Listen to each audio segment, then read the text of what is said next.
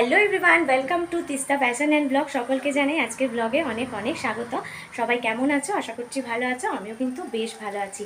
আর আজকে একটু সবাই মিলে আমরা বেশি হ্যাপি আর তার সাথে ব্যস্ত, কারণ আজকে তিস্তার 5th ইয়ারের বার্থডের কিন্তু সেই গ্র্যান্ড সেলিব্রেশনটা আছে।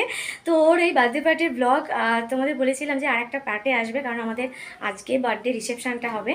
আর বাড়িতে লোকজন অলরেডি সকাল থেকে এসে গেছে, তো আমি সেই জন্য ভীষণ ব্যস্ত ছিলাম, সকাল থেকে ব্লগিং স্টার্ট করা হয়নি।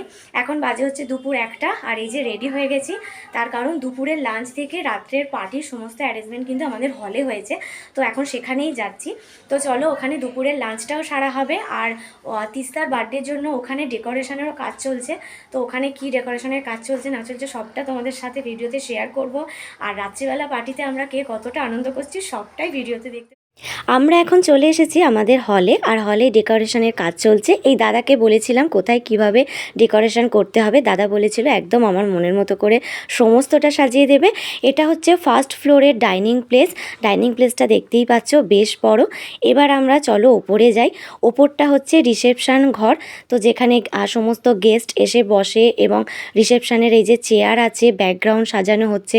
তো এখানেও আমার অলরেডি ডেকোরেশন কিন্তু চলছে। তো আমরা চলে এসেছি আমাদের হলে, আর হলে ডেকোরেশন এখনও চলছে।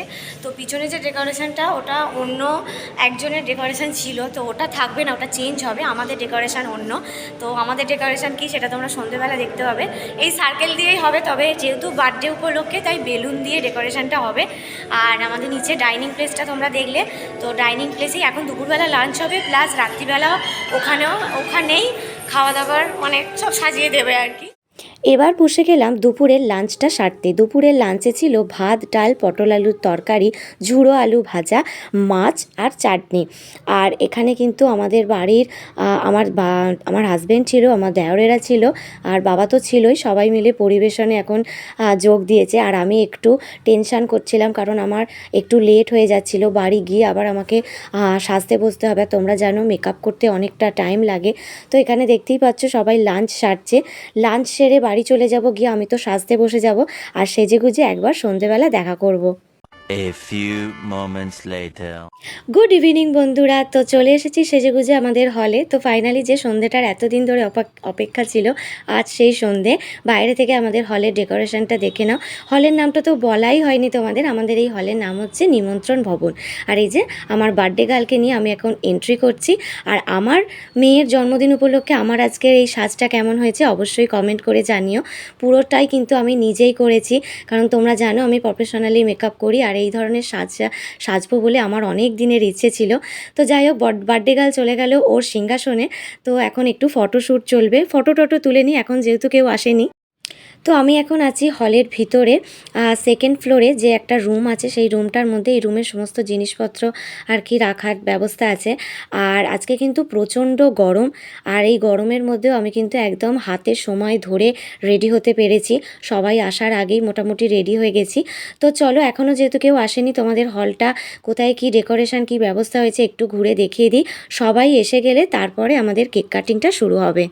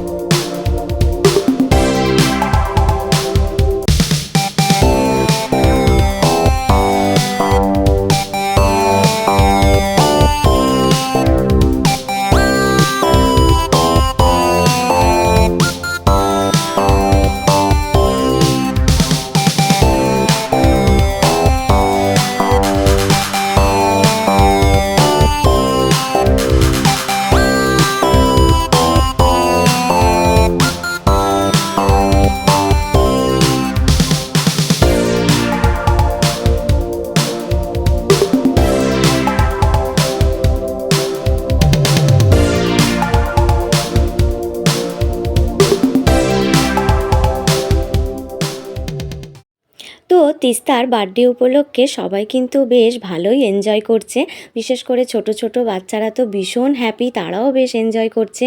তো ওপরে এখনও দেখতেই পাচ্ছ সমস্ত গেস্টেরা বসে আছেন, একে অপরের সঙ্গে কথা বলছেন। এরই মধ্যে কিছু গেস্ট চলেও গেছে। তো এরপর আমার হাজব্যান্ড গিয়ে ডেকে নিয়ে এলো, বললো চলো আমরা ডিনারটা সেরে নিই। তো আমি মোটামুটি তখন অনেক গেস্টই প্রায় বাড়ি চলে গেছে।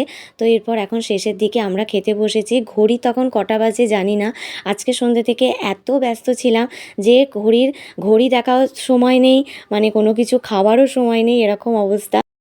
তো বন্ধুরা, ডিনার শেষ হয়ে গেছে আর এখন বাজে হচ্ছে রাত 12টা। সমস্ত গেস্ট কিন্তু বাড়ি চলে গেছে, হলে শুধু আমরা এখন মানে বাড়ির লোকেরাই আছি। তো এবার আমরা বাড়ি চলে যাব।